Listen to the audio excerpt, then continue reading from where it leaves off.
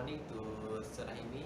My name is Muhamad Alif Zhafri by Azman. I'm from student information management system, which is IMD 245.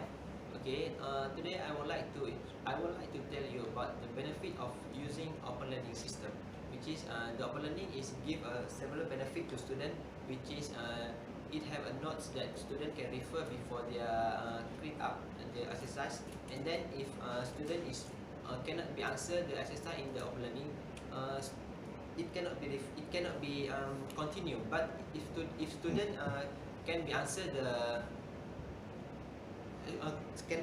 question in the open learning, student can proceed to the next question, which is it helps student to make their improving their HTML and PHP learning. So I suggest to all students out there, mostly in your ATM, let's join and use open learning platform for make your PHP and HTML getting more better.